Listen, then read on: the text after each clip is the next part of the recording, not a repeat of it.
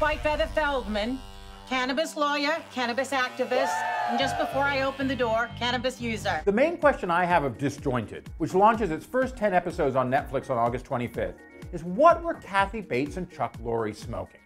Not to jump to too many conclusions here about this multicam sitcom set in an LA pot dispensary run by Bates' overarchingly eccentric ex-lawyer Ruth Feldman, but with some fun illustrations and a jazz soundtrack, the laugh track peppered Disjointed is really just scattered with talking pot plants, wacky co-workers in the ensemble cast, blame Canada jokes, baked goods, a PTSD-suffering security guard, a straight-laced son home from business school, and the occasional profanity that they wouldn't allow on Laurie's usual home of Big 4 TV. And to be honest, doesn't really do anything to spice up or sharpen the gags here either. You remind me of your father back in the day.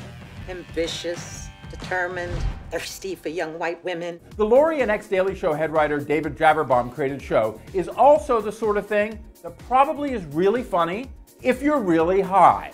Otherwise, the WBTV-produced Disjointed is a pretty weak comedy, with a top-notch lead and a powerhouse producer and too few actual funny moments. Gee, I'd like to those too. Or to put it another way, this latest broadcast TV comedy clone from the streaming service, which has another 10 episodes set to run down the line, by the way, is way too much like the standard and tepid The Ranch, and not enough like the Emmy-nominated Grace and Frankie.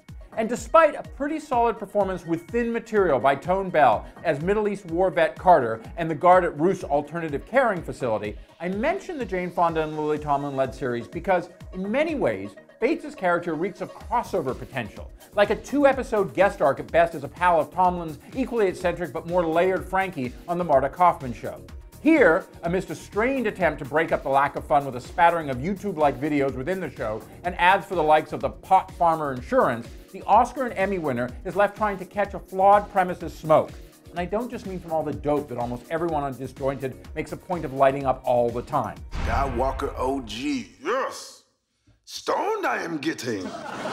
Which is a real shame with such clear talents as Bates and Lorre, who were so successful, weren't they, when they teamed up back in 2012 on 2.5 Men in Bates' award-winning stint as the stogie-smoking ghost of Charlie Sheen's Charlie Harper, a performance that was as crisp as the character's shirts and propelled by writing that was almost equally as much on point.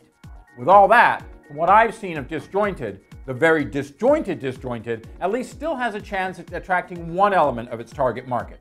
Because to quote Bates' Ruth, stoners love a good shit joke.